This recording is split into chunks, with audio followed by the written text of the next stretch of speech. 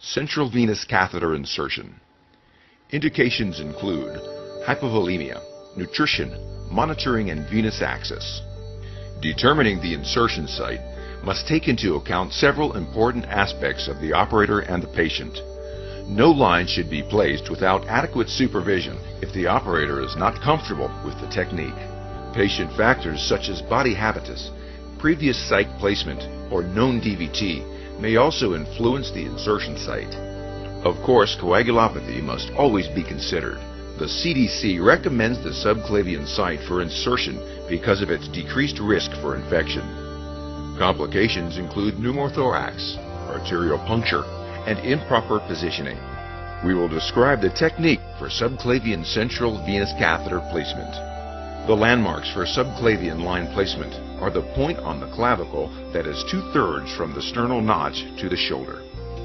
This area may also be noted by finding the deltopectoral groove in between the pectoralis major and the deltoid muscles.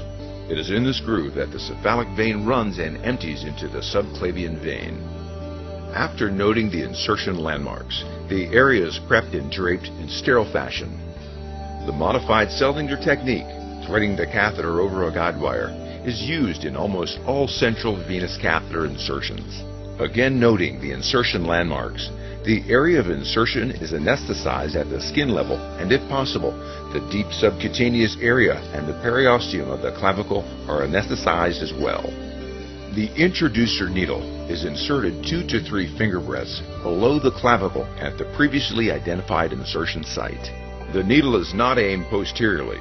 Instead, the needle is inserted and aimed at the clavicle, but the thumb of the opposite hand is used to depress the needle down while maintaining a horizontal orientation. The needle is advanced until the clavicle has been encountered. After gently touching the clavicle, the needle is pulled back and further downward pressure is applied as the needle is advanced just below the clavicle. While this is being done, constant negative pressure is maintained in the syringe, and a flash of blood in the syringe indicates the vein has been entered. If no flash of blood is encountered, the needle is slowly withdrawn, again while maintaining negative pressure in the syringe, as the vein is often encountered while withdrawing the syringe.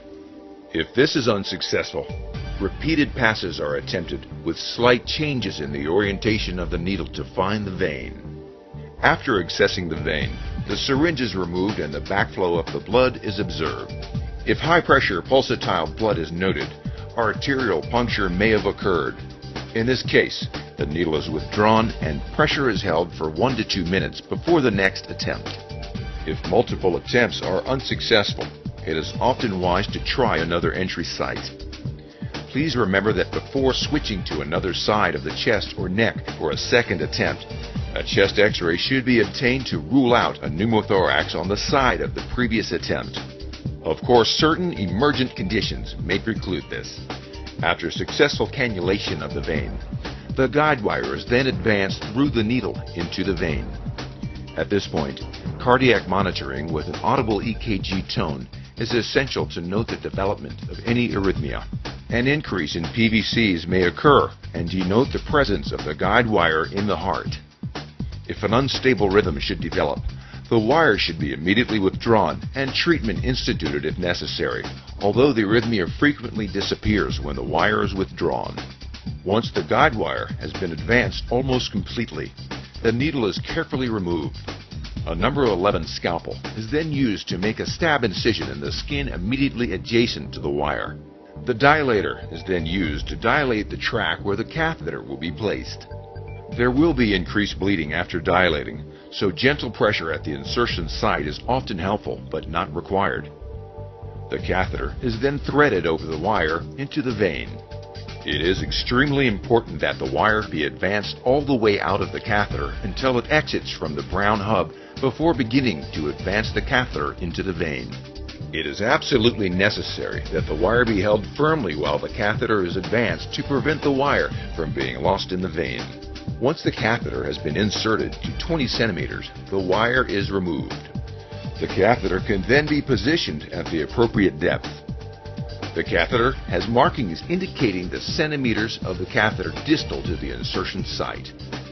Usual depths are 15 to 16 centimeters on the right and 16 to 17 centimeters on the left. Final confirmation of correct catheter placement is by X-ray.